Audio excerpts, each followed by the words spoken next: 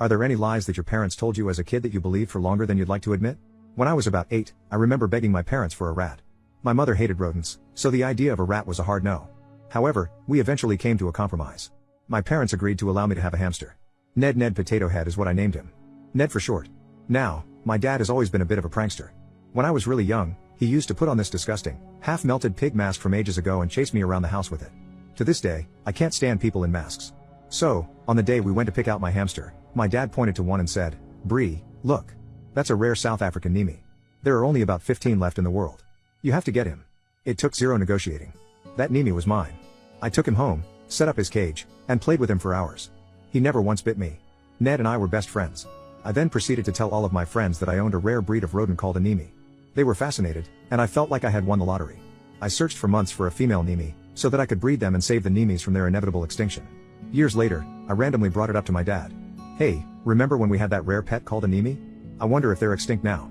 My father burst out laughing, so obnoxiously that the entire restaurant was looking at us. He was wheezing, crying, coughing, and laughing all at the same time. He excused himself to the restroom, probably to relieve himself before he pissed his pants. When he returned, he revealed to me that he was just kidding and he had no idea that I still believed him. 10 years. That's how long it took me to realize that Nemis do not exist. Ned was just an average, normal hamster. My dad and I still laugh about it, to this day. I 23/F think I have found my 21/M brother who ran away from home 9 years ago and we never found him, and I don't know how to approach him in case it's not him. Little background: my younger brother ran away from home when I was 14.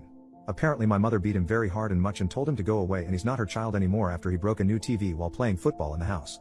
She says she didn't mean it and was just disciplining him and said that in the heat of the moment. My brother was always one of those troublesome kids, carefree, little too much adventurous, but he had a good heart and I loved him very much. At first we thought he would just come back, then hours went by, we started to get worried. After a day with him coming back, he started to search for him. We asked around, called the cops and filled a missing person report. We searched for him for a long time and never found him. His disappearance tore my family apart. My dad blamed my mom and then they divorced shortly after my 15th birthday. The relationship between my grandparents and my mom deteriorated. Fast forward to about a month ago, I got a job as an intern at a logistic company in my country. I am as an assistant as a driver dispatcher. One of the drivers' name caught my attention a week ago. It was exactly the same as my brother's. The driver came back about 3 days ago from a shipment and I have been kind of observing him. And he kind of looks like my brother. He resembles my dad. And I don't know if I am the one who's making this observations because I want to or the resemblance is actually there. Now I have been sleepless for days wondering if I should approach him. What if it's not him? I am a shy person and not really good with people. Will he think I'm crazy? Should I at least do some more homework before I approaching him? And hope it's him. Should I tell my parents? Just to clarify, I was still at school when it happened and my dad was still at work. That's when we came home to find him gone. My brother-in-law called me the one who got away in his speech and my husband is very hurt and it is my all fault. I think I have done serious damage to my marriage before it even began. I met my husband through his brother, Chris, who I had a crush on in college. I never was clingy or never acted on my feelings and I never really allowed myself to get too close to him because I knew that my feelings weren't reciprocated. Chris knew, however, I had a crush on him, or at least he felt it. He would always say that I was girlfriend material and how he wouldn't want to lead me on. He wanted to have fun before that. He would say this to others but even once to me. On 2 occasions he would text me that he had feelings for me, only to apologize later and retract his words. But on Christmas 4 years ago he texted me that he was in love with me and wanted to take me out on a date. He said he was done playing around and wanted a relationship. He was invited to my party that my then roommate and I had. He told me he wanted to talk to me then. When he came to the party he had his brother with him. Chris spent the party going out of his way to ignore me and later I saw him making out with my roommate and they spent the night in her room. I decided there and then that I will drop it. Enough is enough. Next morning he told me that he effed up. I effed up big time, yeah? And he apologized.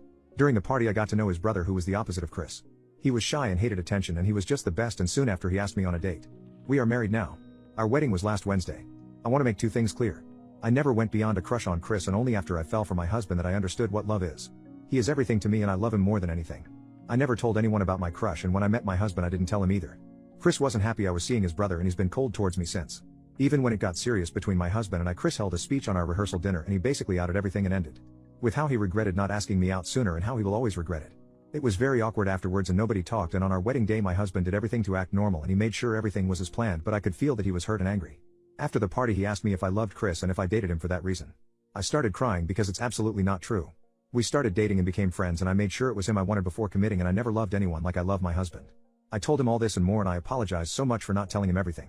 In the beginning I thought it was my own private matter and I didn't feel the need to discuss it with a then stranger to me. When our relationship evolved I just never thought Chris was relevant and my crush seemed a silly thing. Now it's back to bite me in the ass. My husband is very sad and he barely talks to me. We're leaving for our honeymoon in 2 weeks. He barely speaks about it.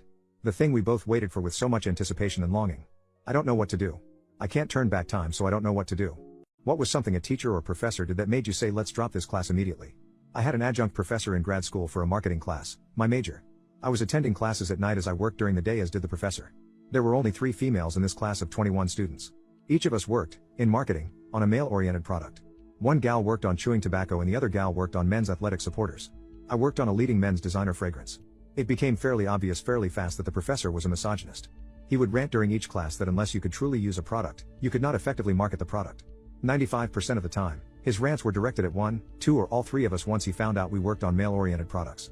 For example, I could not appreciate what aftershave feels like applied to a freshly shaven face since as a female, I didn't shave my face. He was beyond annoying, rude, abusive and continued to direct his anger at the 3 of us. We couldn't drop the class since it was a mandatory requirement for our degrees. Complaints to the dean fell on deaf ears, even when guys in the class complained about his treatment of females. So I'd do a little research, find out where he worked and what consumer product line he worked on. I gather the 2 other gals, share with them and we request that the class becomes pass, fail for us. We were allowed 1 pass, fail a semester. We go to class and he starts in us. One of the gal asks him if his theory was that unless you can truly use a product, you couldn't really be effective marketing it. He calls her stupid and that he has said that since the first night of class. Second gal says she has 5 brothers and she can learn about the product from them. Again, he tells her that she is stupid. So I ask the same question as the first gal and he starts screaming at me. Once he calms down I ask the second question of what does it feel like going in and how bad are your cramps each month? He turns bright red as I announce to the class that the professor works for Playtex Products, female personal care products, and he is the product manager for their tampons line. Everyone in the class just started laughing at him. I did pass the class as did the other 2 gallons. Professor never taught at that university again. I want to read my daughter's diary to find out why she left us. I couldn't believe what I read. When my wife shuffled into the room, still half asleep, I was staring at a little red diary on the dining table. Anne's eyes shot open wider than dinner plates.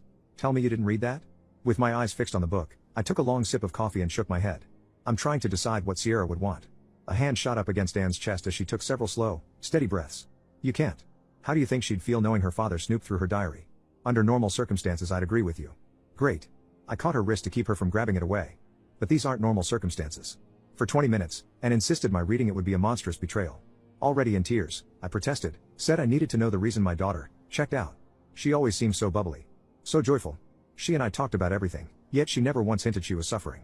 The only problem she faced was constantly clashing heads with her stepmother. I'll spare you the grisly details, but on several occasions, Sierra accused Anne of being a gold digger more than once. I told Anne she didn't understand the pain I was in, the torture of not understanding why. The 2 of us reached an agreement, give it 1 week. Once I read the diary, there'd be no one reading it, so it was better to take 7 days and give the decision some serious thought. The anxiety drove me to the brink. My coffee intake increased to 18 cups a day. I started smoking again and needed a glass of whiskey, or 2, or 3, or 4, just to sleep at night. On the morning of the 7th day, Anne was waiting for me in the kitchen. She asked how I was feeling, and I told her I'd decided to read the damn thing. Sighing, she poured me a coffee and said, if you're sure, honey. I left it in the top drawer of Sierra's makeup counter. I shuffled upstairs, sat before the mirror, fished my daughter's diary out, took a deep breath, and then opened it at the final entry. But strangely, that page was dated the previous day. It ended with, I can't take living in a world without Sierra, so I've decided to join her. All my affairs are in order. Tomorrow, I'm mixing poison in with my coffee. Goodbye everyone. I'll see you soon, my darling. When I tried to stand, the room and all the furniture lurched from side to side. The carpeted floor drifted closer as my hands flew up around my throat, which had become drier than sandpaper. It felt like I'd inhaled a cloud of sulfuric acid. A pair of fuzzy slippers lay directly beside my skull. My eyeballs rotated up toward Anne, who was looming over me. And as a sly grin spread across her face, the real reason why Sierra left us finally dawned on me. My father was the scariest man I ever knew. My first memory is desperately trying to muffle my brother's cries. My dad is towering over us, yelling that we should shut the hell up. Crying always made Dad angry. Everything did. The old fart died years ago, but he remains part of me. I'm an angry girl. Not easy to love. I have never had a boyfriend. I never even had friends, really, except for my little brother. He is the functional one. Doesn't even remember half the stuff Dad did to us, just kind of blocked it out, I guess. He can live. He has tons of friends. He even managed to fall in love, and they had a baby girl. I always wanted kids. I never got the chance. The jealousy was eating me up, but I wasn't really angry at my brother. I understood why everyone preferred him over me. And he is the only one who ever loved me. That is, of course, until the night he asked me to babysit his kid. I still remember his screams. The terror in his eyes. The blood on the crib. Him trying to get it off, to fix his only daughter, to make her breathe again. Have you ever seen someone giving CPR to a baby? It didn't work. I just stood by and watched. Everything. The trial was a blur. I barely heard my sentence. Even now, the only thing I can focus on are my brother's letters.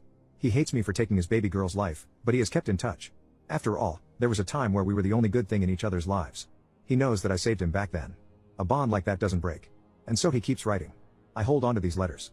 Every word about him recovering, living, and thriving again, has been a tiny spark. A confirmation that I made the right call. That is until I saw what he wrote yesterday. I'm going to be a dad again. I put the letter down quickly. I was feeling sick. My father was the scariest man I ever knew. Until I arrived at my brother's house that fateful evening and saw him standing over the crib, covered in blood. "Shut up," he whispered, "shut up, shut up, shut the hell up." I cleaned him up. He just kept staring into the distance, murmuring. And by the time I was done, he had just blocked it out. So I took the blame. I took the sentence. He was my baby brother. And he had a life to live. He is a good man. He is a kind man. One moment was all it took. And he does not even remember it. But I am sure, when his next child cries, my father will awaken once more. What is the craziest arrest you have ever seen? I was a floor manager of a guitar store in San Diego back in the early 2000s. After hours, I was one of 3 people called if anything happened at the store, break-in, fire, etc. One morning, about 3 a.m., my phone rings and it's our alarm company alerting me to a possible break-in. 2 of the store's motion sensors were activated. So, I get dressed and drive the 11 miles to the store. I arrived right after the first 2 police units showed up. I identified myself to them and gave them our passcode for that day. We changed it daily and it had to match the code given to the police by the alarm company. We went into an adjacent office where I disabled the alarm. The front door to the store was still locked, so I unlocked it and opened the door. By this time, 4 more police units had arrived, one of which was a K9 unit. The cops walked around the store and determined that there was no one there. They then asked me to come into the store to see if I could identify anything which may have been stolen. We had instruments worth several $1,000s, or see anything out of place. By this time, my boss, the general manager, had arrived. He and I walked through the store and, so far as we could tell, there was nothing missing. Just as we were about to attribute it to a false alarm, wouldn't be the first time, but the first time where 2 sensors activate, I looked above the door to the customer bathroom at the cover to an air vent. It was perfectly in place. I tapped my boss on the shoulder and pointed to it. That vent cover was never perfectly in place. It was slightly warped and wouldn't fit into place without a good amount of force. Someone was holding it from behind. My boss motioned for the policeman to an area out of earshot and told them what he and I suspected. They brought in Samba, the K9. The dog and the handler stayed in the store while we made some commotion about it being another damn false alarm. And how we were going to get home and go back to bed and yada yada yada. I made sure I slammed the door hard enough for the thief to hear it. It was a big metal door. I didn't lock it, though. About a minute later we heard screaming. When the thief jumped down from the vent, Samba and his handler were standing about 20 feet away. When the thief started running towards the back door, which was deadbolted, he never would have gotten out. The handler released Samba. Samba made short work of the thief who was arrested and ended up doing 4 years in prison. After the thief's screaming stopped, we re-entered the store. As it turned out, the thief entered the store through a very small broken window in the office bathroom. Because the window was broken, the alarm on that window was not active. He somehow managed to climb up into the vent when he saw the flashing lights outside the store. My boss and I had a pretty good laugh over the whole thing and ended up going to breakfast. It was almost 7 a.m. at this point. Before he paid the check, he said I could have the day off. With pay. What is a time when you've seen a coworker get fired who totally deserved it? We hire several work-from-home customer service positions. The job is simple and the pay is very competitive. All you have to do is answer incoming calls from the comfort of your home, on a VoIP phone that we provide to you. We hired Allison, mid-20s, great head on her shoulders, and she did fantastic during her training. We sent her home with every bit of confidence that she would excel in the position. We run phone reports at the end of every month to get a gauge on how many calls are coming in. A side benefit to this report is that we get to see exactly how many calls each person is answering. Everyone that answers calls, whether in the office or at home, knows this report is done. At first glance, we thought Allison was excelling like we thought she would. Her numbers were through the roof. But these reports show more than if you just answered a call or not. They also show the phone number that called in and how long each call lasted. Allison thought she found a way to game the system by calling her extension from her cell phone, answering it, and immediately hanging up. She didn't answer a single legitimate customer call the entire time she was working from home.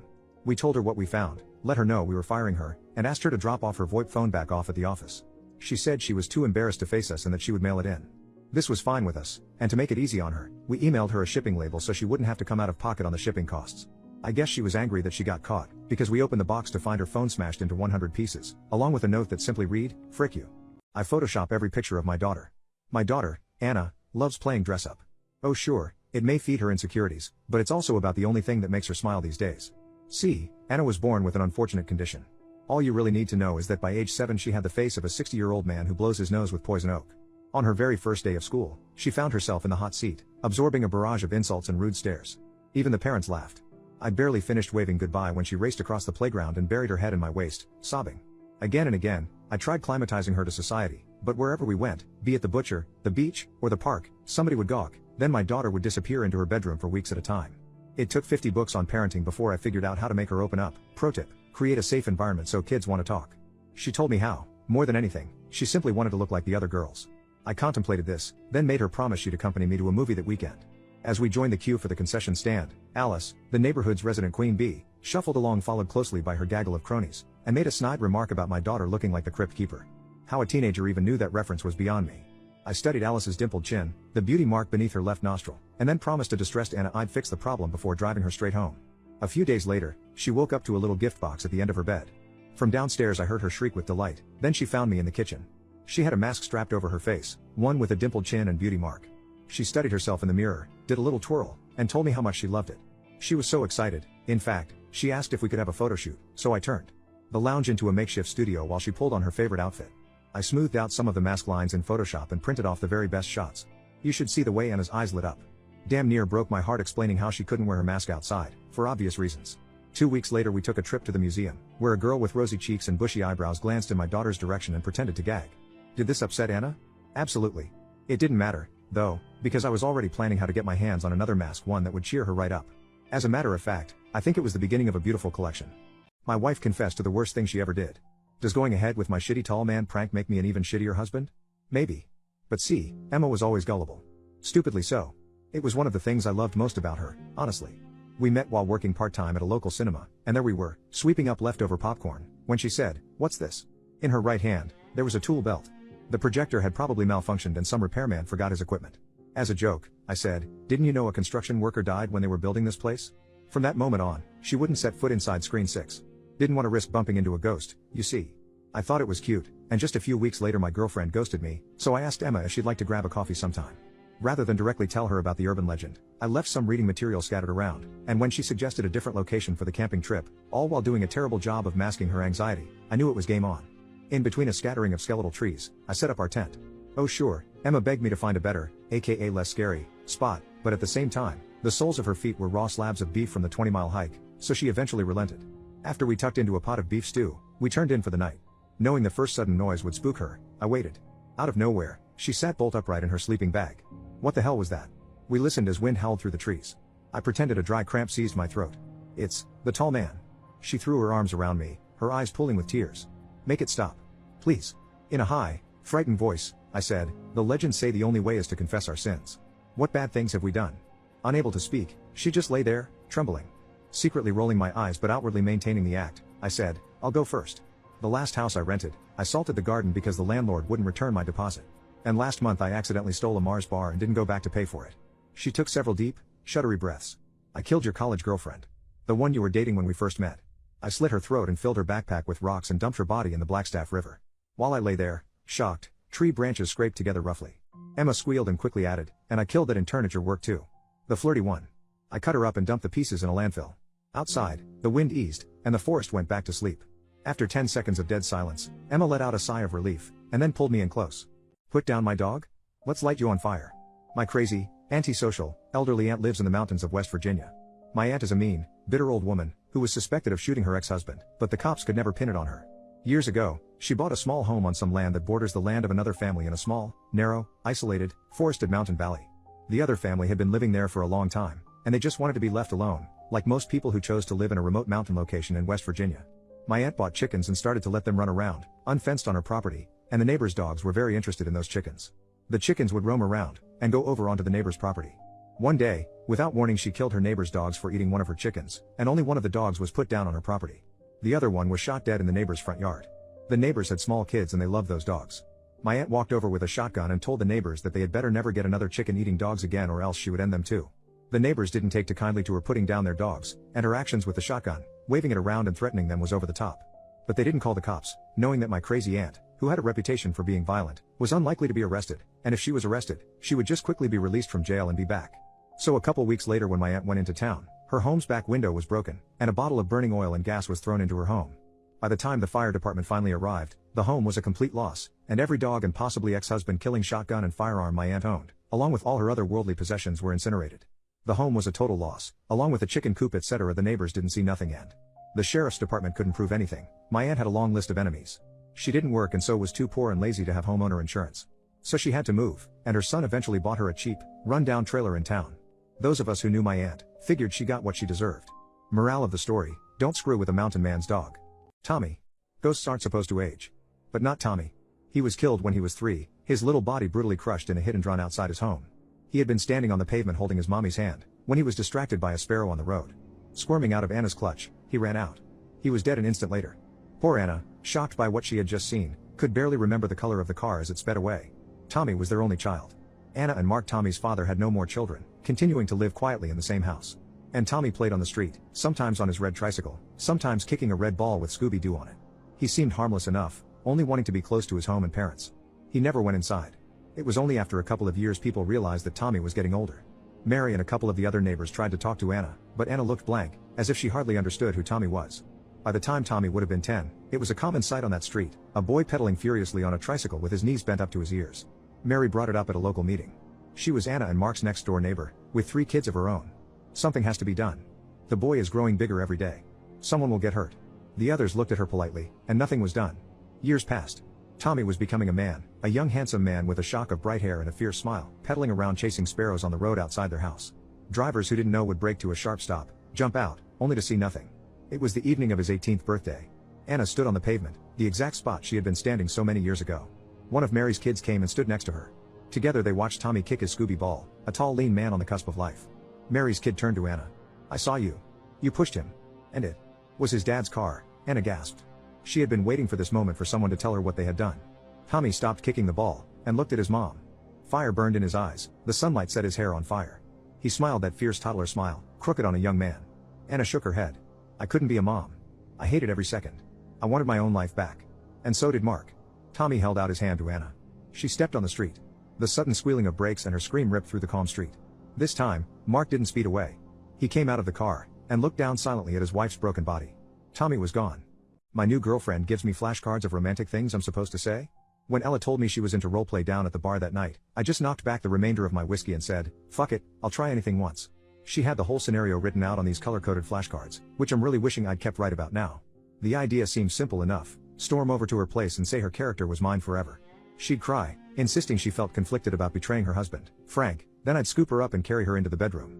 I figured she'd watched too many chick flicks and needed a bit of drama to get the motor started, so to speak. But hell, I wasn't complaining. And between me and you, it was actually kinda stimulating. Afterward, as I pulled on my jeans, she rolled over in bed and said, "You get a glowing review for that performance. You weren't so bad yourself," I said, over my shoulder. "How would you feel about an encore?" Each week more cards arrived, again, really wish I'd filed them away or something, which I memorized before driving over to her place. In Ella's scenario, I was the side piece who wanted to build a life with her character but couldn't because of her controlling, abusive husband. Anytime he left for an imaginary conference, I'd sneak over there and read off enough smooth lines to make her swoon and forget she was ever pretend married. As the story progressed, those scripts became more and more intense. Soon, my character was on his knees begging her to leave Frank, insisting he'd do anything for his precious love bug. One night, Ella gave explicit instructions to pin her against the wall with my hips, then alternate between kissing along her neck and whispering how I'd happily crack her husband's skull open and then dump the body, her moaning, "No, please don't hurt him," the entire time. Was I shocked when the officers burst through the door? Of course. But I was even more surprised when they slapped a pair of cuffs on me. A few hours later, in the interrogation room, a detective hit play on a tape recorder. Then, we listened to audio of me swearing I'd kill anyone who kept me and Ella apart. After he pressed pause, I explained this was all a misunderstanding, that there was no Frank. They'd simply stormed into Ella's place in the midst of an especially risque role-playing session. Maybe the neighbors heard us and jumped to conclusions? That's when he revealed that there was, in fact, a Frank, and his remains had recently been dredged out of a ravine. Poor bastard's head was all concaved in the autopsy photos. Ella claimed I'd been threatening to murder him because she ended our affair, and had therefore secretly recorded glimpses of our conversations. Claimed it was for her own safety. So you see, I couldn't have killed Ella's husband. I didn't even know the guy was real. I'm being framed. My 23M boyfriend, 24M, won't talk to me and is suggesting we break up after I saw his burn scars. My boyfriend's house burned down when he was young after electrical issues never disclosed to his parents. He and his father were severely burned. They lived but his mother died. He and I met in freshman year and became best friends in sophomore year. I've never seen his scars in full good view, until now, only small glimpses if his shirt rode up and he'd quickly fix his shirt to cover it. He always hides his scars, constantly wearing jeans/pants and long sleeve shirts even if it's super hot outside. His scars start from the bottom half of his ribs to just above his knees, so this is the only way he can cover them, even bringing his pajamas into the bathroom to change into. He's done this ever since I've known him. Even after sex, which we do in the dark, which doesn't bother me because I know this is what makes him comfortable, he'll immediately get changed back into his clothes back on before we cuddle or do anything else. Once again, I'm fine with this, just trying to explain that I know how uncomfortable he is with his scars. I know he is ashamed of his scars, and when we were friends I was fiercely protective and always changed the subject if his scars got brought up, which he always thanked me for. I have never and would never ask or pressure him to show me. I don't judge his scars or think they're ugly. I thought he knew I wouldn't judge him because some of his dad's burn scars are impossible to cover up, one of them covering half his face, and never once have I judged or even thought his dad's scars were disturbing. He's a very handsome man, they both are, which is why I'm so confused by his reaction and accusations of this. I work weird hours, I'm a nurse, so sometimes I can come home at 9 a.m., sometimes 5 p.m., sometimes the ass crack of dawn. I went to immediately take a shower. I was in airplane mode and was completely exhausted. I opened the bathroom door and he was getting changed. I saw his scars. I'll admit, I stared not because I thought they were gross but because I was having an oh shit moment knowing I fucked up. He and I have been dating for quite almost a year. I had to move into his place a while ago after my parents went no contact and cut me off after I came out and told them I was dating boyfriend, long story short, toxic Bible thumping parents, so I'm not used to sharing an apartment with someone. He blew up at me, yelling at me to get out. Note, he has never yelled at me before this. Sure, we got in spats and small fights where he raised his voice, but he never full on yelled. I shut the door and he went quiet. I was pacing in the kitchen for almost 20 to 30 minutes when he quickly walked past me trying to leave when I stopped him. He was pissed, yelling at me that he thought I would know how to knock by now and questioning if I did it on purpose. I was trying to explain while trying not to cry because I saw how red his eyes were. I knew he was crying. I couldn't say anything, just made incomprehensible sobs as I tried to explain that I was, but he wouldn't listen and left without saying where he was going. I'm heartbroken. He texted me an hour ago with a single message of "I'm not coming home, tomorrow we can talk about our relationship." I immediately messaged him back asking what that meant and spent several minutes watching that little text incoming bubble bob in and out before he texted whether we should stay together. As if it was obvious, I have no idea what to do. He's my boyfriend. My best friend of 8 years. What the hell do I do? I love him, I can't imagine life without him. His dad is like a father to me. I have nowhere else to go if he kicks me out. Above it all, I can't lose him. I'd rather have to go through coming out again than lose him. How do I make it up to him? How do I let him know that I'm sorry and never meant to make him uncomfortable? My husband almost took my life last night. Yes, it is that bad, but before you start calling for his head, please listen. My husband is an Iraq War veteran. Spent almost 750 days there. This was way before I met him. When he came back and was finally discharged, he suffered from severe PTSD/night terrors where he'd wake up screaming. Years of therapy and getting a service dog helped him out tremendously, and the night terrors and PTSD blackouts became less and less. We started dating towards the end of his treatment with the doctor, so I never really saw him at his worst. When we first slept together, he warned me that it could potentially happen, and the best thing for me to do is to not touch him when it's happening. To let it ride itself out. Well, it did not happen for the first, I'd say, 18 months of us dating, until one night while we were visiting my sister and brother-in-law it happened. I did what he said and backed away from him and waiting for him to come back down to earth. It lasted maybe a minute or two, I'm not sure, but watching him suffer like that was heartbreaking to see. It happened again a few months later, and this time it was worse. It lasted maybe a whole 10 minutes. It felt like hours, but it did eventually end. It has been almost 5 years since it has happened again, until last night. Last night I was awoken by him tossing and turning and mumbling military talk. I went over and started to talk to him in a soft voice to try and help him get through it. Then I made the mistake. I touched him to try and wake him up out of it. It had been so long I had forgotten what he had told me. He shot up, and the next thing I knew, he had his hands around my throat and he was squeezing as hard he could. I was truly terrified. I could not breathe and it felt like my head was gonna explode. I think it lasted maybe 30 to 45 seconds before he came around and realized what was going on and stopped, but my God, was that the scariest moment of my life. I truly thought I was going to die. Because moments before he stopped I was starting to lose consciousness and everything was going white. He immediately apologized and hugged me and helped me catch my breath. This was around 5 a.m. so we really didn't get a chance to go to sleep. Leo, we were both so shaken up. He brought me to urgent care this morning to have me looked at. My neck looks like someone tried to hang me, I have burst blood vessels in my eyes and I have a terrible headache.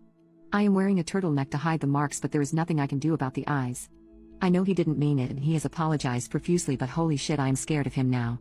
I spoke to his mother and she told me that he did this once to his father a while ago, but his father, being a man, was able to kinda subdue him. I had no chance. He's 6 feet 5 inches, 230 pounds of muscle. I'm afraid to tell people because I don't want them to judge him or get angry with him, but at the same time I want to talk about it because it was truly scary. I've scheduled an appointment with my sister's therapist, which I use from time to time, but I'm still in so much shock. I'm not going to lie, there is a small part of me who is angry at him for doing this.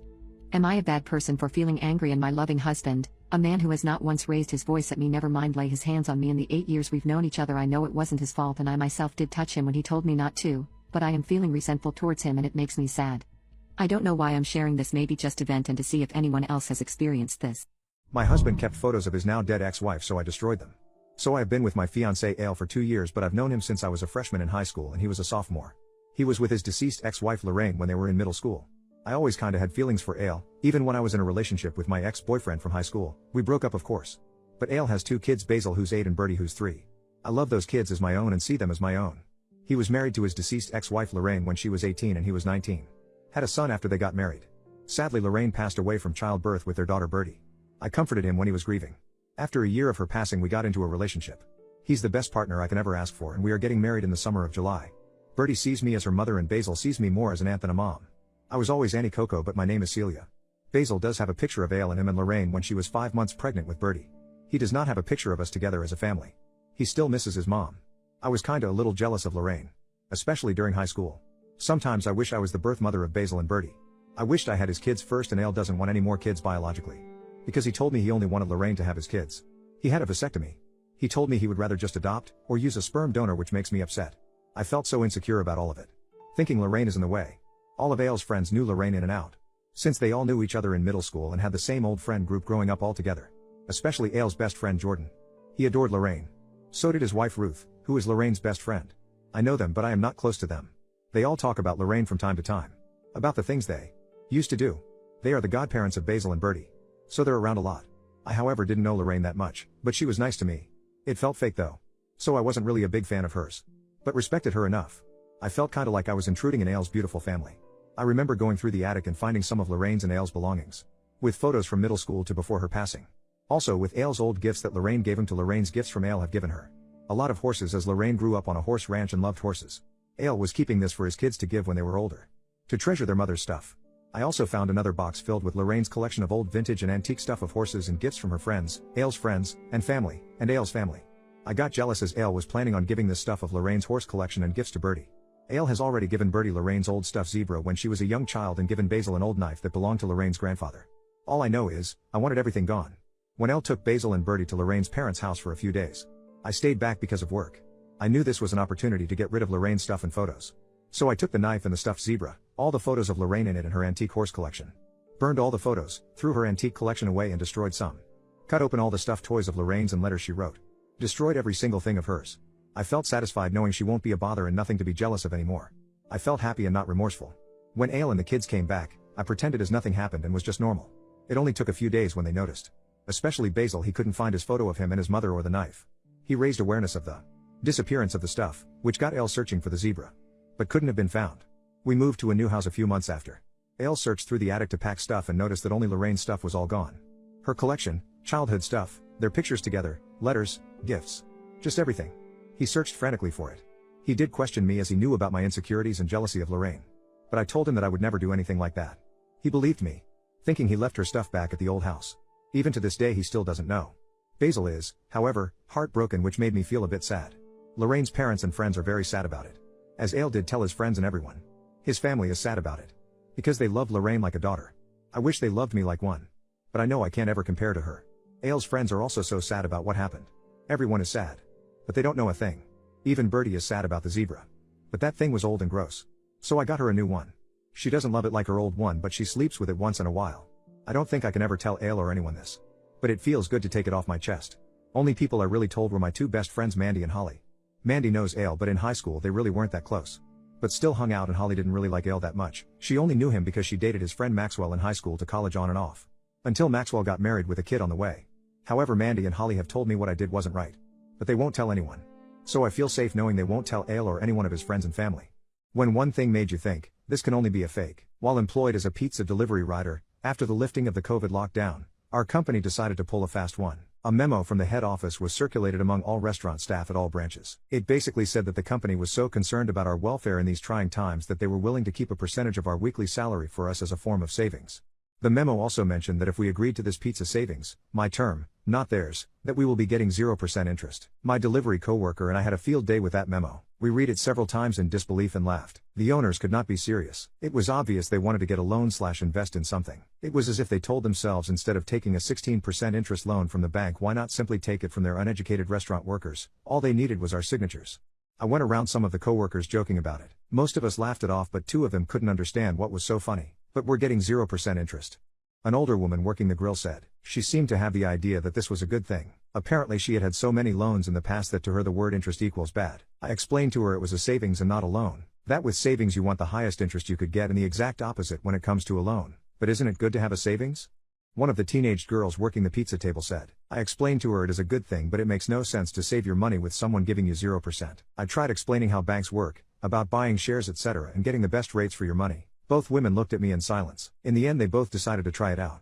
I didn't know what shocked me more, the fact that the restaurant attempted that stunt or the fact that it actually worked on 2 employees. What was your most regretful I tried to tell you moment? When I was in my early 30s, I lived in a townhouse in a bad part of town. Seriously, at least once a week we were treated to the sound of gunfire for one reason or another. It was the kind of place you kept your head down and didn't interact much with your neighbors unless you liked waking up gut shot. The problem is, I'm a sheepdog. I have a flock. There's no ceremony involved or anything. Some people are just in the flock and others aren't. There's not much you can do either way to change your status. I either feel that way about you or I don't. I feel that way about most people who are significantly smaller than me, which, at 6'6", winds up being most people. You don't fuck with a sheepdog's flock. They might look all shaggy and goofy, but mess with their flock and their demons. Connie lived a few doors down. She was a member of my flock. Unfortunately, she also had a habit of dating the worst possible men, and among those, Wade was heads and shoulders the worst of the worst.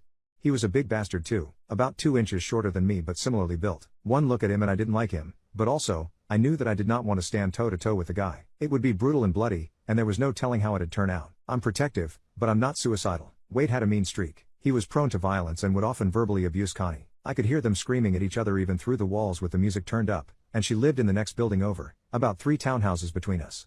I grumbled at the verbal abuse and said something about it to her when he wasn't around, but she wasn't inclined to do anything about it, so, I kept my head down. Then one night, weekend, about 10:30, I hear Connie screaming, literally screaming help me, help me. That got my hackles up, but again, Wade, big dude, and he liked his knives. I thought about just calling the cops and staying out of it, but the cops were super slow to respond in that area. She'd be beat to hell, or worse, before they even showed up. I'd be lying if I said I wasn't scared. Sure I was, but Wade was also fucking with a member of my flock and that just couldn't be allowed to stand. So, I grabbed 2 Ziploc baggies, put gauze, quick clot and antibiotic cream in both, and then, I grabbed my prized possession at the time. A British bayonet that had come to me by way of India. It was about 3 feet long with a pommel and a ring on the crossguard that would allow you to affix it to the end of a rifle. Of significance, it was way bigger than Wade's favorite knife. I put on my long black coat, put my 2 baggies in my pockets, 1 in each, unsheathed the bayonet, and tucked it out of sight in the folds of my coat. Then I went outside. Connie and Wade were outside by his motorcycle, Wade looming over her, Connie leaning against the brick of her townhouse, cowering. She was holding her arm protectively, as though it were injured. She saw me come out the door and screamed help me. Again, I headed that way and Wade turned and took a step toward me. He said, "Stay out of this." And I could tell he was drunk. He was swaying a little and his speech was ever so slightly slurred. That info went into the processor, calculating. Connie, go to my house. Doors open. You call whoever you need to call. I'll wait out here with Wade. She darted around him, giving him a wide berth. He took a belated step to follow her but I moved toward him like I was going to interpose and he scowled, but let her pass. He said something to me, I don't remember exactly what, but it was some kind of swaggering bravado meant to intimidate. I wasn't really listening. I was watching, calculating. I remember what I said next though. Wade, please don't. You're drunk. You're not thinking clearly. Go home. Sleep it off. We can talk about it tomorrow. No permanent harm done, right? He basically told me to go have vigorous intercourse with myself, so I repeated my request. Wade, I'm asking you, please don't. We don't have to do this. And at that point, he'd had about enough of my mouth and rushed me. Move forward. I think the technical term is einlaufen, from my SCA days, coat up in a flourish to block the clumsy knife thrust, down to one knee, blade up, aiming for the spot just above his left kneecap. Bullseye, fight over, thank God. I tossed him one of my 2 Ziploc baggies and told him to stop bleeding all over the sidewalk, looked him in the eye and said, I tried to tell you. We good? He grumbled again as his fat fingers struggled with the Ziploc and nodded. Connie dumped him about a week later, again, thank God, but the 2 other times I saw him, he wouldn't make eye contact. Just as well. I count myself very lucky that night. The only damage, other than Wade's leg, was to my coat. I didn't manage to get it out of the way of the tip of the blade so, I punctured my own armor. Still calling that a win though. Expelled college students of Reddit. Why are you expelled? I was expelled 3 years ago from a small private liberal arts university 2 weeks before I was supposed to graduate. I was in an upper-level algorithms course for my computer science major, and instead of a final the professor assigned a large research project on an extremely niche area of the subject. I had other classes to worry about finishing as well, so admittedly I didn't prioritize the paper as much as I should have. 3 weeks before it was due, the professor required us to submit a rough draft so he could critique and help us. My topic was so niche that I was only able to find 1 text on it, but it was a really good source with a very long mathematical proof, like 3 pages worth, so obviously I was going to cite this proof as the fulcrum for my paper. There was no way I could do this sort of math on my own. I could only find a physical copy of this source from the library. There was no digital copy, so in order to use and cite it in my paper I would have to transcribe 3 pages of mathematical proof by typing it in. That sounds easy enough, but the thing with mathematical papers is they use a lot of symbols. It's how the math is demonstrated. I used a language called LaTeX, which allows you to input things and make everything look nice, but it's time consuming. Here's a sample cheat sheet of the codes used to generate the symbols. https://wch.github.io/latexsheet/latexsheet0.png. This took me nearly 4 hours, but I finally had a digital copy of my proof. I didn't have time to write anything more than an abstract for my rough draft, and I cited my source in the works cited section. So I turned in this to my professor as if to say, I don't have much, but this proof was hard to acquire and I will be basing my paper around it. He calls me in the next day to inform me he has reported me to the Academic Affairs Council for plagiarism. I am dumbfounded. I explained my reasoning for what I turned in and how I had no intention of plagiarizing work that I clearly cited, on a rough draft no less, to which his response was, that is for the council to decide. I appear before the council, try to explain everything in layman's terms, how I had no idea it's even possible to be found guilty of plagiarism for an incomplete work, how I would never try to steal intellectual work 2 weeks before I'm supposed to graduate, how if I had known this was possible I would have turned in nothing, but they are having none of it. I will never forget how they asked me why I didn't just photocopy the textbook and submit that, given that I had a derogatory mark on my record from my sophomore year when I, stupidly, cheated of my friend's test. They found grounds to immediately remove me from campus. As in, they told me I had 6 hours to pack my things and leave or they would call the police and I would be found guilty of trespassing. I cried as I had to quickly pack my things and move back in with my parents who were beside themselves. I later saw a rumor on the campus yik-yak that I had been expelled for rape, which really drove the dagger into my heart. My girlfriend left me later that week and the silence I received from friends was deafening. I had been deeply involved in the campus community, at one point serving as the vice president of the student body, serving on the committee that selected the new university president, and many other groups on campus. I was to be one of the 3 students who spoke at the graduation ceremony, and I was to carry our class banner as we entered the ceremony. Thankfully my story has a happy ending, so far. By the time my classmates were crossing the stage, I had already found a job and was gainfully employed. Where I had been myopic about my future after college, I now suddenly had a fire to regain what was taken from me. I'm on track to finish my bachelor's this year while also working at a Fortune 500. I've never shared this story with anyone who doesn't know me closely, and I'm hesitant to speak to a professional counselor about my struggles with this and an abusive ex-girlfriend, and perhaps that's something I should do. I hope someday I'm able to prove that you can lose everything and still persevere and rebuild. Every year on April 25th, the day they expelled me, I take myself out to a nice restaurant and promise not to. My boyfriend wants to break up because of my lack of breasts. My mom was diagnosed with breast cancer recently. It's not too late, but it could have been diagnosed earlier. Still, radiation and chemotherapy it's needed and we're worried about her. When she got diagnosed, in tears she finally told me something I didn't know. My grandma died because of breast cancer, almost at the same time my aunt did. I have 5 aunts, 6 if I count the one who passed away years ago, and all of them checked themselves. 2 of them even found some early bumps who without much struggle they got rid of. The other still needs to check every couple of months, my cousins too. She told me this so I can get checked immediately. I was, and still am, pissed at her. She decided not to tell me that cancer is something that apparently runs through our family, and waited just because she's the one suffering it now. She said she was in negation, and that she never thought it would happen to her since she got checked only once and everything seemed normal. I got checked and, yes, you guessed it, I have high risk of getting breast cancer. One of my cousins also had very high risk of breast cancer, so she decided to extirp her breasts and deal with the problem right away. I talked with her and she didn't encourage me to follow her steps, but I asked, and she answered, and that's how I ended up deciding to also take my breasts off for my own health. My mom surprisingly was very accepting of my decision, and we both agreed with the pros and cons of the surgery. Here's when my BF enters the scene. He was with me the whole process of my stress, from my mom's diagnosis to my own, and he was with me all the time, reassuring me that he's with me and he's on my side so no matter what I want to do. But getting a double mastectomy wasn't part of deal I guess. When I told him to say goodbye to my babas because they're gonna leave eventually, his face dropped. Really? Was the first thing he said. I explained to him everything, how my cousin also got a mastectomy and how it's not 100% sure that I'm going to be cancer free, but it's the best option for me and the one I decided to pick. He said oh, cool I guess. He seemed in shock and tried to play it off, but I could feel the shift on his attitude and eventually I felt so uncomfortable I had to leave his house. This morning I woke up with some screenshots one common friend we have sent me, and said he cannot hide this from me knowing how in the wrong my BF is in. My BF basically said that he looked up aftermath photos of mastectomies and he's grossed out by the scars, and how weird and masculine my chest is gonna look like after it. He said that he loves me and my body, but he's a tits guy, and that the fact that his perfect girl is now gonna lose the best part of her it's a big turnoff for him. After explaining his stupid reasoning, he also asked my friend on how to bring this up to me without looking like a jerk, but my friend called him out and told him that there's absolutely no way to explain his reasoning without looking like a dumbass, and my BF decided to suck it up and just not bring it up to me ever, and that eventually he's gonna find an excuse to break up with me without making it obvious. I'm devastated. My life it's literally in danger and his biggest worry is that he's not gonna be able to touch tits again? What? My surgery is in 5 days, I'm nervous and now I'm depressed because the person who supposedly supported my decisions is planning on how to break up with me because I decide to look up for my health. He's an idiot, a fucking stupid childish idiot, but still he managed to twist and add an insecurity it wasn't there. I didn't mind the operation, I couldn't care less not having breasts again, but now all this ideas of scars and blood, and the masculinization of my body is taking a toll on me.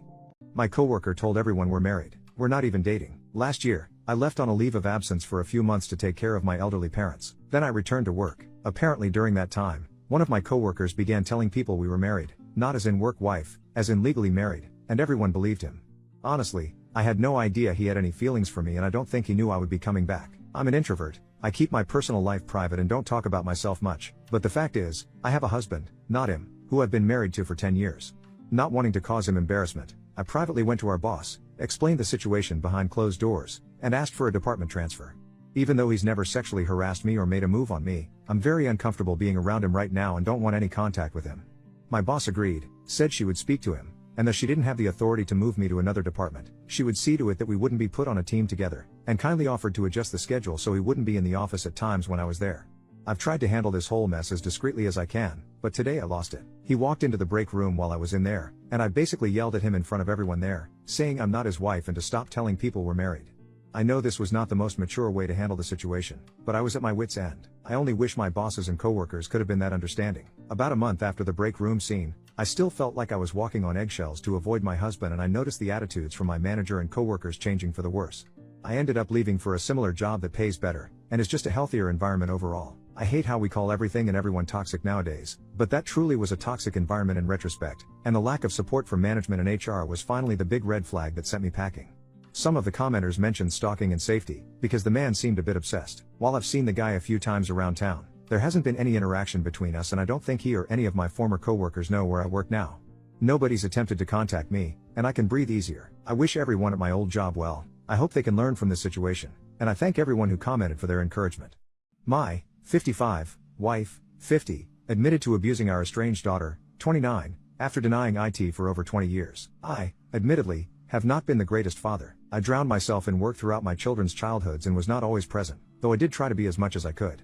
My wife and I have been married for over 30 years and we have 2 children, a 30-year-old son, and a 29-year-old daughter. We were high school sweethearts and have an incredible marriage. She is the love of my life. She has been a stay-at-home mom/wife for most of our marriage. Our son lives at home with us, while our daughter on the other hand is estranged from us and has lived out of our home since she became an adult. My daughter and my wife have always butt heads like animals. It was extremely difficult being between them and trying to mend things. They just could not get along. My daughter has accused my wife of physical, emotional, and verbal abuse pretty much as long as we can remember. We had even attended family therapy when my daughter was in middle school, but the therapist determined that my daughter may be making things up for attention. This was also always furthered by the fact that our son has absolutely no issues with his mother. It is just our daughter. My wife is a strict woman, and I've had to have talks with her about reeling it in quite a few times because she could be quite harsh on the kids, but I have never seen or heard her abuse my daughter. Just the typical fights between parents and children, chores, bad grades, smoking pot, dumb stuff that every kid does. My daughter claimed that my wife was physically abusive, slapping her around, throwing things, and was extremely verbally abusive, calling her fat, ugly, stupid, worthless, all things that my wife denied and definitely things I believe my wife would never say or do. I defended my wife to no end, but also tried my hardest to smooth things over with my daughter. She left home as soon as she was able, citing her mother as the reason and myself as being an enabler, and pretty much never looked back. She never returned home for longer than a day visit. She officially cut us off over a year ago after a fight with her mother over the phone that I did not witness, and we have not heard from her since. My wife told me that it was over a disagreement regarding a babysitting arrangement for my daughter's child, our only grandchild. Attempts to reconcile have not been responded to. She has even refused to meet when family members have passed away and did not attend their funerals. She also has since married, which means I missed my only daughter's wedding, not to mention also losing my relationship with my only grandchild. It has been a huge blow. I began therapy shortly after my daughter severed contact with us because I desperately needed to understand what was happening. My therapist has been great and has walked me through accepting this situation and grieving the loss of my relationship with my daughter. She helped me accept that I may not have done my best with my daughter, but that I cannot change what has happened, and all I can do is wait for my daughter to open up to me again. I decided to begin bringing my wife with me. My wife was extremely against therapy at the start, but decided to come along at my insistence, first together, and then on her own. I have since been going much less, but I check in every now and then. My wife recently asked me to come to a session to support her, where she and our therapist dropped a bomb on me. During their solo therapy sessions, they have been discussing and working on my wife accepting that she abused my daughter, after my wife apparently broke down and confided that everything my daughter said was true, and how to move through this and also potentially mending our relationship with my daughter. One of the first steps of this was for my wife to admit to me that everything my daughter said about her and their fights was true. My wife also admitted that the fight that ended our relationship with our daughter was because my wife had been calling our granddaughter fat and stupid during the already very rare visits my daughter allowed with granddaughter, who then told my daughter, and my daughter called my wife and informed her that our relationship was over. I am horrified and have no idea how to proceed. I ended up walking out of the session because it made me physically ill. For 20 years I defended my wife and believed her when she called my daughter a liar, screaming and yelling at my daughter for lying when my daughter was pleading for me to believe her. This is 100% my fault and I drove her away, and now I don't even know her phone number, her address, how to reach her. I haven't heard my daughter's voice in over a year, and the last time she spoke to me she told me she never wanted to see me again, because I enabled this woman who tormented her for her entire life, and even then, I defended my wife.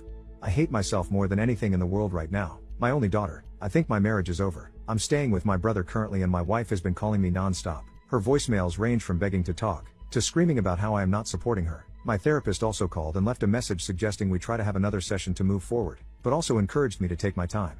I know I'm also at fault. I should have listened and believed my daughter, but I didn't and can't change that, and I just want to know where to go from here. Please, I need advice. I feel physically sick. This is so much to bear. Anything helps. Am I wrong for not letting my husband go to the funeral of the baby he conceived with his mistress? This is extremely difficult to talk about with anyone I actually know, and is a secret from a lot of friends and family members. Posting on an alt in the hope that people here can give me an honest answer. My husband of 10 years had an affair that lasted approximately 6 months. He cut it off when I found out. We went to couples counseling, etc. Turns out the woman was pregnant though and intent on keeping the baby. I understood that if she gave birth, my husband would have to do his part in supporting that child, at the very least, financially.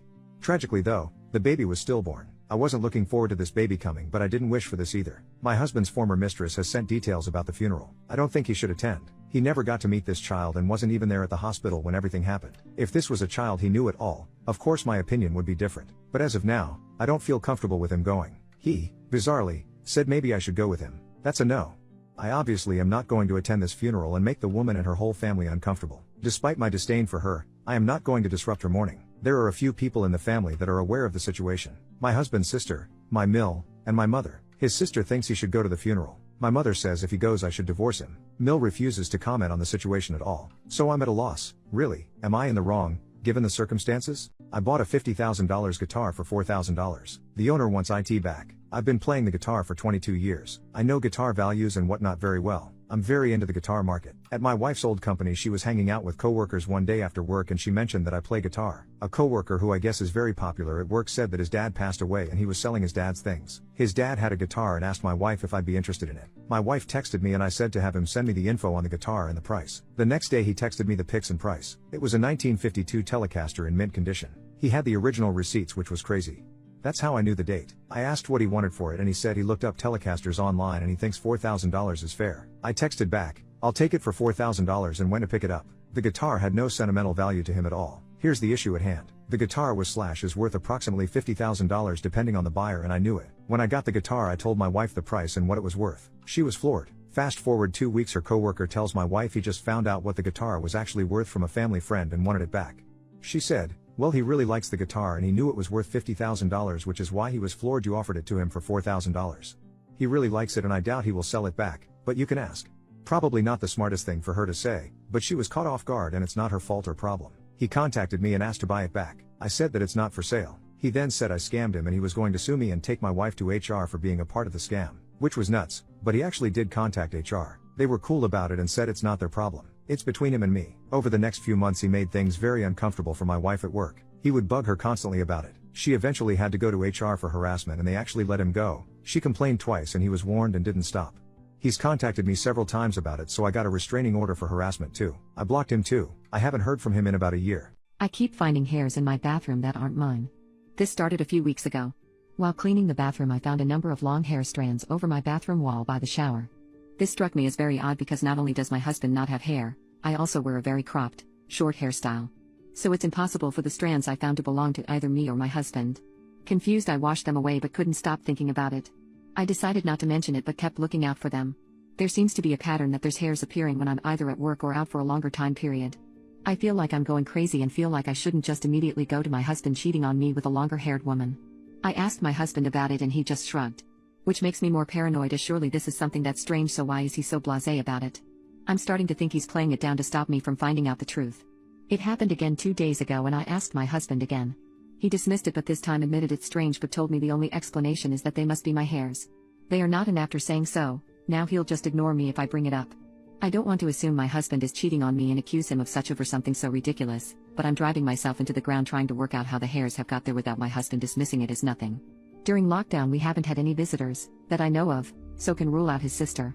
I ultimately decided against getting a secret camera set up because, ironically enough, I didn't want to betray my partner's trust. Though part of me wanted to get one to squash any worries of someone living in my walls, as per some comments said. I did though plan to leave work early, which is something I've never done before. My boss allowed me to leave after a half day. Upon returning home, nothing seemed amiss. I was expecting another car on the drive or parked outside on the street. There was no other car I didn't recognize. Quietly letting myself in, I was immediately confused. In the hallway, there was a pair of shoes I didn't recognize, and not only that, they looked like men's shoes. Standing in the hallway trying to work out what to do, if I should sneak around or make my presence known, before I could decide, my husband walked out of the kitchen with 2 cups of tea. By my husband's face it was obvious he was surprised to see me. Playing along with naivete, I asked my husband how he could have known I was coming home early to make me tea. Expecting my husband to lie, he surprised me by sitting me down and explaining everything. At the beginning of lockdown, his friend, someone I'm not all that close with because only met once, was evicted, lost his job, and had been couch surfing. So for some days over the past couple of weeks, this guy has been traveling to our house, and with the acceptance of my husband, using our bathroom to freshen up to attend interviews. He was also borrowing shirts and suits from my husband.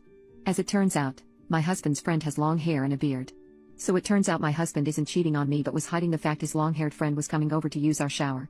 After his shower, I ended up meeting Dave, and he turned out to be a very nice bloke just down on his luck. I wished him the best for his socially distanced interview and he went on his way. I asked my husband why he didn't just tell me, as I wouldn't have had a problem with it. Turns out he was worried about my reaction and me not liking his friend or approving of the situation.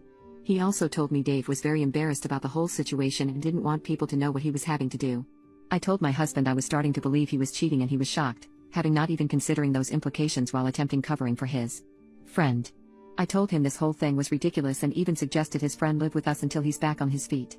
Am I the jerk for not wanting to use my college fund to pay for my brother's treatment? My parents divorced when I was about 7 because my dad had admitted to having an affair. My mom and I moved out of our house and into an apartment while my dad immediately moved his mistress into our house because she was pregnant with my twin brothers. My mom was devastated but she quickly picked herself up for us.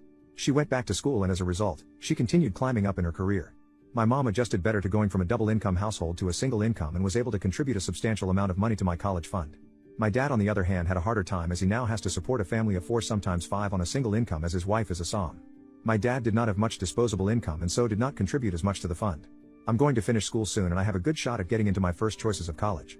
Unfortunately my brother, 10M, was diagnosed with a kidney disease which has progressed to where he needs to be on dialysis. My dad is drowning in medical debt so my mom agreed he no longer needed to pay child support. The specialist had suggested a different treatment for my brother as most other treatments didn't help or stopped working and they are running out of options short of a transplant, not doable at this time. This treatment is not covered by insurance and costs a lot. My dad can't take out a loan due to debt. Dad and his wife sat me down when I was over and asked if I would be willing to let them borrow my college fund to pay off my brother's treatment. They offered to pay the money back but I knew they wouldn't be able to. I really don't want to give them the money because I know if I don't get any scholarships I wouldn't be able to go to the college I want without going into debt myself.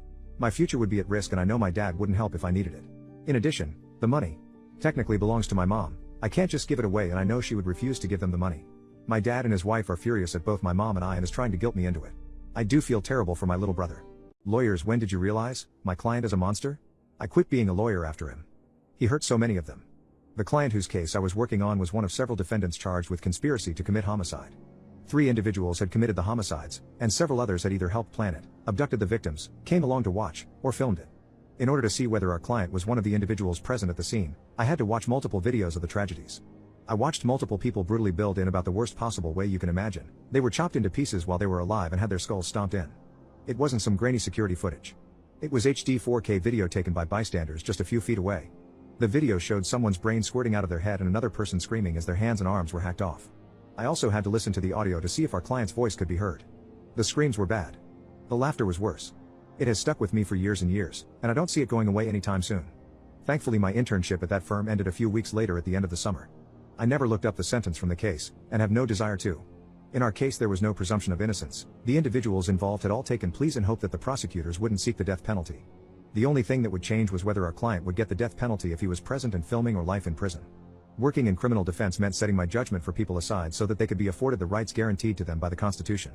I still did my job to the best of my ability, but I found myself lying awake at night for several weeks in a row, praying to every god that I knew that each of those jerks involved would fry in the electric chair, and that someone would laugh at their screams too. After that internship, I never returned to criminal law. My girlfriend has been trying to get me fired from all my jobs. I'm shaking. Please help me. I've been with my girlfriend Janice for 2 years. I just finished my education when we started dating and I've been doing all sorts of jobs since. Sometimes 2 at a time. I did this to expand my resume and gather job experience. I worked in cafes, bookstores, a library, a grocery store and as an English tutor. Most of those jobs lasted about 3 to 5 months. My shortest stay was 2.5 weeks, my longest 8 months, but since I didn't have a hard time applying for new positions, I tried to block it out, though it was kind of eating me up internally. People called to complain about me, people left bad reviews about me, people used my employee Wi-Fi access to look up sketchy things on the internet under my name, former employees called to inform them about me, right name and all, and much more subtle stuff that I couldn't disprove. But I was too anxious to do anything about it. I just told my girlfriend, she comforted me, she supported me every time I got my life ruined by these people. But I kept going, though they kept finding me. Fast forward to this week. I currently hold a part-time position at a bakery. I've been working there for 2 months and a half. It's going okay, but my manager approached me about something regarding our Google reviews. Someone was complaining about an employee, and their description of them could only really fit me. It was on a day where we're pretty short of staff, so I could have been the only person in the store on that day for all I know. Anyway, their review contained some pretty elaborate and nasty comments about me. This has happened on 1 or 2 of my jobs already. I told my manager that it was all pretty bogus and that someone had a vendetta against me, as it has happened before. She believed me, and told me that she'll dismiss the comment. On my break, I checked out the review myself. Their username was kinda stupid. I'm not gonna type it out here since I still work there, but I'll just call them Mick Myrtle as it was in the same range of sounds kinda fake but not really. Anyway, I come home but don't tell Janice about it. She has heard it all before, so I didn't see the point in complaining about another time I almost lost my position.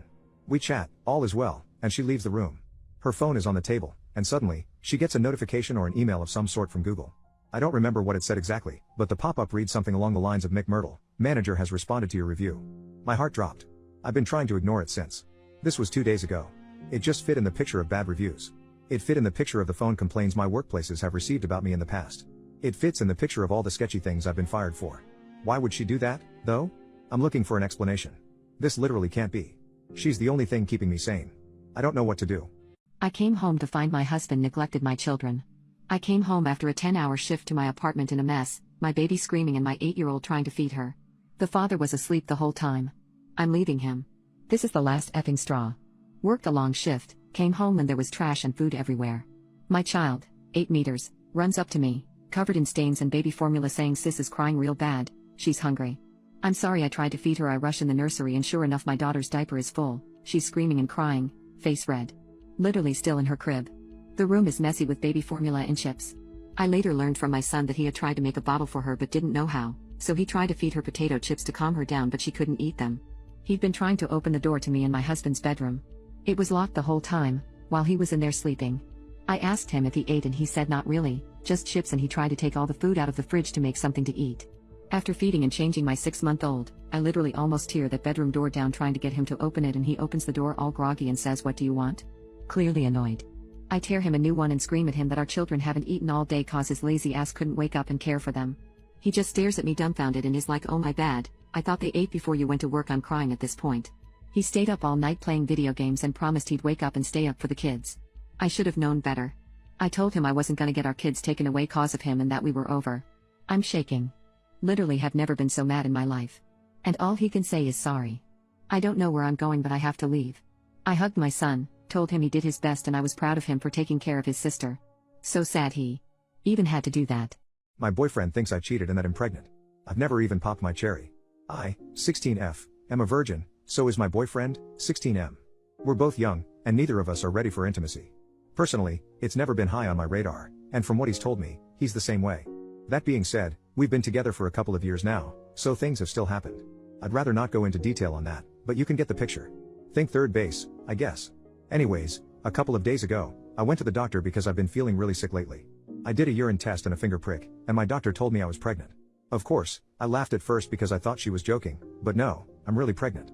I kinda fell silent. She started talking about things like ultrasounds, prenatal vitamins, etc., but I cut her off and told her that wasn't possible because I've never had intimacy, therefore have never conceived. She explained to me that very few women can get pregnant by outercourse, but it's still possible due to vaginal anatomy or something. I was, and still am, in complete and utter shock, so I kinda just left without any further explanation. I had driven myself because both of my parents work. I went straight to my boyfriend's house, and he was the first person I told. I hadn't even texted or called in advance because I was crying, completely distraught. I don't know why, but it didn't even cross my mind that he would think I cheated. I would never do something like that. I explained everything to him about how we'd never technically had intimacy, but we got really close, and stuff can happen. He seemed pretty lost until I eventually told him I was pregnant. Which is when he, rightfully, got pissed at me because how the F does that even happen without us having had intimacy? I tried so hard to explain myself and assure him that I'd never do that, ever. I told him I'd take a DNA test or something to prove that, but he didn't believe a word and made me go home. The last thing he told me was, I really trusted you. He looked like he was about to cry. Now I'm blocked on everything, so I can't text or call explaining myself. I'll respect his decision if he wants to break up, but I need him to know I was never with anyone else. It's been killing me, knowing how hurt he must feel. Luckily, he hasn't told anyone that I'm pregnant because I haven't even told my own parents yet, but he has told people that I cheated on him, and now I'm losing friends and everything's gone to shit. This was already the worst, lowest point of my life, and it seems to be getting worse. I've basically locked myself in my room. I feel so depressed. I just need him to know. What seemingly small thing secretly destroys relationships over time? I was having a conversation with my closest friend over a video call. It was late at night. She has recently got into a relationship with a guy. Since we were talking after a long time, our conversation lasted over 3 hours, and before hanging up, I asked, but, isn't he jealous of me? It's quite natural for one to be. She sent back a screenshot to me of a text message her boyfriend sent while we were on call. It said, I could have WhatsApped you but didn't want you to lose a moment with your best friend, and so I texted. And so on. The whole text message was described how he felt when he first saw her. It was beautiful and could bring a smile on any human's face. Thinking back about the incident, I realized, he could have reacted in the most general way, calling several times, checking on if she is still talking and other ugly stuffs. He could have been rude. That is the general way most guys and gals react when their gal or guy is in conversation, along one with his/her best friend or any similar aged human. On the contrary, her space was respected and a beautiful message with an aura of, you know I am right here honey was sent. This just did not kind of save a scratch in their relationship, it rather made the bond stronger, a bit, more than a bit. At times, getting too close to love results in possessiveness, trying to over-vanish the space between, which ends in not having space of each other. Possessiveness kills, either a relationship or the person. It has a thin line, be possessive in a way where she can flaunt it like a necklace and not strangle like a rope, and you know what I said to her after seeing the screenshot? Do not let him go. What is the saddest thing you've seen as a teacher? In most schools where I've taught, the non-core subject classes were often filled by semi-retired teachers. These were classes like art and music, which the students only had once or twice per week, mainly to give the regular teachers a planning period. About half of the special class teachers I've worked with over the years have been women over the age of 65. They are nice. They know their material. Teaching gives them a chance to feel useful and make a little supplemental retirement income. And some of the students treat them like garbage. I've had to intervene several times as I walked past a classroom with one of these older teachers because the students, middle school aged students that should know the basics of respecting the elderly, were saying such horrible things and acting in such horrible ways that I couldn't ignore it. It's considered rude to come in from the hallway and discipline students during another teacher's class, but I couldn't help it.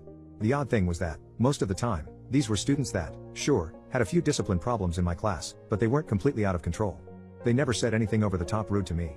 They stopped talking when I asked them to stop talking.